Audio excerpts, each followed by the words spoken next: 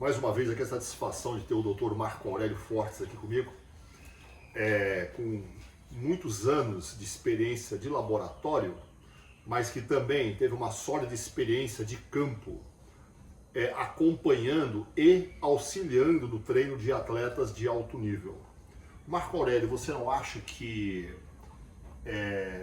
alguns pesquisadores deveriam ter mais, dentro da nossa área, mais contato com o treino da vida real em academias, nos ginásios, nos campos de treinamento, para que possam conduzir melhor as suas ciências controladas em laboratório? Com certeza. Um dos melhores locais onde saem as melhores pesquisas que eu já vi, por exemplo, né, todo mundo aí deve, se não deve, deveriam conhecer o Scott Powers, né, que na Universidade da Flórida existe um ginásio enorme para a condução desse tipo de pesquisa. De atletas de verdades que frequentam o espaço. Exatamente. Que estão atrás de marcas, que estão atrás de rendimento. Agora, no que se refere ao bodybuilding, que interesse que a ciência tem de que o atleta tenha 60 centímetros de braço?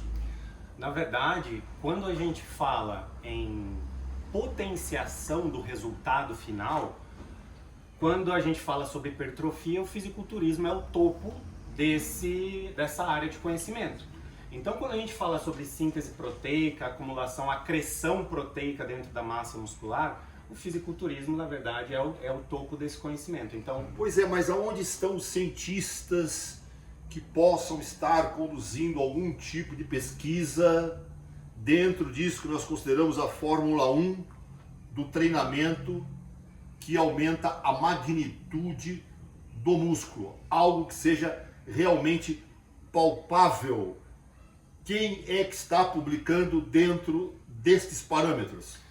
Bom, do topo da minha cabeça eu consigo falar sobre 3 pesquisadores que são hoje um dos que mais produzem conhecimento nessa área e que realmente tentam puxar a ciência para essa área aplicável. Sim. Que é o Brad Schoenfeld, o Alan Aragorn e o Stuart Phillips. Eles são 3 pesquisadores muito respaldados nessa área, tanto da parte da nutrição esportiva quanto da parte de treinamento aplicável. E lógico, nós temos outros também que estão nessa lista, tem vários, né? A gente pode citar o Eric Helms, que tem 2 livros fenomenais, tanto de treino, tanto da parte nutricional, quanto de treinamento aplicado a atletas de força. Né? Então isso é extremamente importante e eu gosto muito porque eles trazem para a prática, exatamente, o que nós passamos o mais ali. Próximo possível, Exato. Né? O mais próximo possível. Porque essa tentativa de controlar todas as variáveis pertinentes ao treinamento, eu considero que com a tecnologia atual é uma missão impossível. Ela pode ser mais ou menos distante de acordo com as metodologias utilizadas dentro do método científico. Mas, na hora de você pegar aquele estudo, lê-lo, sem considerar as limitações metodológicas e todo o processo da pesquisa, e não levar em consideração sequer a conclusão do próprio autor, que normalmente recomenda que um volume maior de pesquisas devem ser conduzidas para que se chegue, quem sabe, lá na frente a um consenso, não é observada. E muitas vezes, infelizmente, na terra tupiniquim, algumas pessoas pegam uma verdade parcial e acham que aquela verdade é absoluta. Como interpretar essas pesquisas, Marco Aurélio? Como ajudar essas pessoas a não serem enganadas e repetir como papagaio coisas como equalização do treino? Como é que você pode equalizar um treino? Equalização, de acordo com a minha visão, é algo sensível. Normalmente, em equipamentos de alta geração, depende de inúmeros botões para que você regule o som da melhor forma possível. Isto é equalização. Como é que nós vamos equalizar o desejo do ser humano, a ponto de que ele faça a última repetição, como se fosse realmente a última, que a próxima não fosse mais possível? Como equalizar algo de ordem mental, de ordem neural, de ordem psicológico? Ou seja, existem termos que os companheiros passam a repetir como se papagaio fossem. Como se, vou equalizar. Você não vai equalizar porcaria nenhuma. Dentro de um programa periodizado, como eu sempre digo, a periodização é uma ciência altamente sensível e mutável a cada momento. Como é que você pode equalizar o treino de hoje com as melhores estratégias, com o atleta mais treinável possível? Amanhã aquilo já não vai servir mais, porque é outro dia, é outra temperatura ambiente, é outra nutrição, é outra estrutura emocional, acordou mais cedo, perdeu uma refeição, teve o estresse do trânsito. Ou seja, o que falta para as pessoas é um senso crítico maior, antes de ficar repetindo ladainhas. Porém, isso não quer dizer que nós estejamos menosprezando os esforços dos amigos, dos grandes pesquisadores. Na minha ideia, nós apenas devemos cuidar com os termos que nós utilizamos, para que não se generalize as coisas e para que você saiba exatamente daquilo que está falando dentro do contexto daquela pesquisa, com as suas limitações, com seus pontos positivos e os seus pontos negativos, ao invés de sair por aí repetindo como se fosse um periquito de pirata. A primeira coisa, né, pessoal, que a gente tem que prestar atenção quando vamos analisar qualquer tipo de artigo científico é não tomar por verdade absoluta tudo aquilo que você pegou no último artigo publicado, tá? Isso é a primeira coisa que a gente tem que prestar atenção. Segunda coisa, a gente não pode desconsiderar toda a literatura científica sobre o assunto, porque nós temos diversos trabalhos, inclusive com resultados divergentes, tá? Então, por isso que existem níveis de evidência científica. Tem os níveis de evidência mais baixos e os níveis de evidência mais altos. Vocês podem lembrar ou ter visto de alguns níveis de evidências mais elevados quando a gente fala em position stance, quando a gente fala de diretrizes, quando a gente fala de revisão sistemática e meta-análise. Tá? Então esses são os níveis de evidência um pouco mais elevados.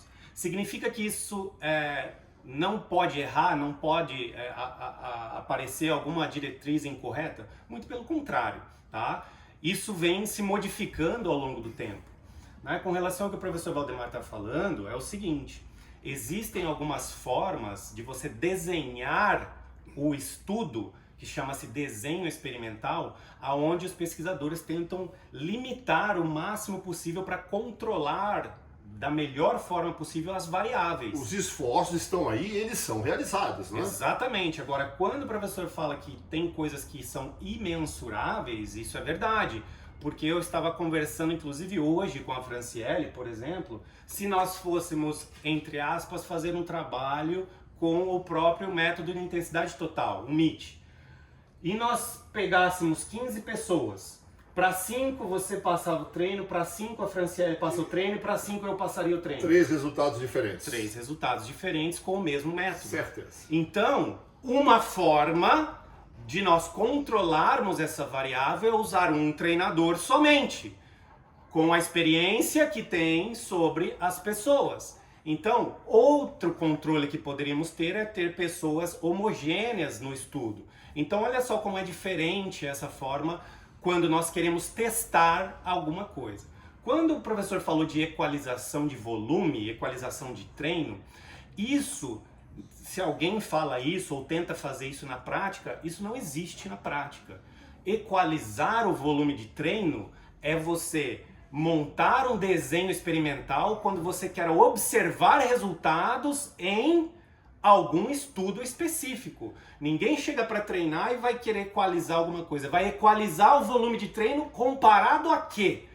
Por isso que equalizar o volume é uma estratégia. Se você comparar aquela pessoa com ela mesma, haverão vieses imensuráveis. Sim, porque a partir do momento que se terminou uma série com qualquer tipo de método e eu vou pegar a mesma pessoa e fazer outra série com outro método, por exemplo, o estado psicológico dela vai ser diferente. Então esses são os vieses. Mas, olha que interessante, quando eu pego a própria pessoa e comparo com ela mesma, que muitos trabalhos fazem isso, você limita, ou melhor, você consegue... Melhora o resultado. Melhora muito. Mas para que você vai usar aquele resultado a não ser para ela mesma? Como é que você pode extrapolar esse resultado para outrem e para outrem? Como que você pode fazer isso? Aí nós utilizamos o quê? Estatística. Uma amostragem, por isso que existe toda uma técnica estatística para selecionar uma amostragem, por isso que existem idade, gênero, e a gente consegue fazer essa amostragem, só que um estudo ele vai servir como base. Então tem que ter um estudo aqui, tem que ter um estudo nos Estados Unidos, tem que ter um estudo na Europa. Vamos fazer um montante. E vamos fazendo o quê? Cada artigo publicado é uma peça do quebra-cabeça. Isso é o que perfaz a ciência, porque a ciência é probabilidade. Né? A ciência não é isso está certo ou isso está errado. Existe probabilidade daquele eu acho treino que as pessoas funcionar. deveriam estar mais atentas a isso depois de pandemia, tratamento, trabalhos científicos publicados em jornais importantíssimos, necessitando de serem retratados, né? Coisas que lidam com a vida das pessoas. Né? Então, não sejam bobos, né? Não sejam periquitos de papagaio repetindo aquilo que vocês leem de forma resumida e sem profundidade alguma. Vamos compreender melhor aquilo que nós falamos e vamos principalmente escolher bons artigos. Exato. O Marco Aurélio, ele lê artigos todos os dias.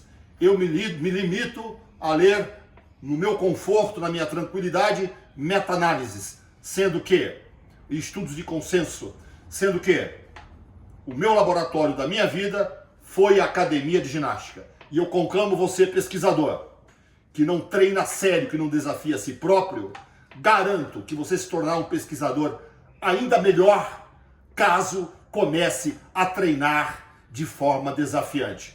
Dr. Marco Aurélio, mais uma vez, obrigado pela sua presença. Tem um curso online seu excelente sobre síntese muscular e hipertrofia. Qual que é o curso, Marco Aurélio? O curso é Dominando os Segredos da Hipertrofia Muscular. Olha, o link está aqui embaixo, tá?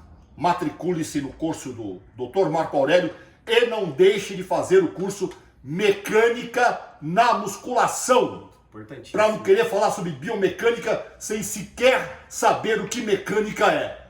Nós vemos vocês lá nos cursos à disposição online para os senhores. Um abraço a todos.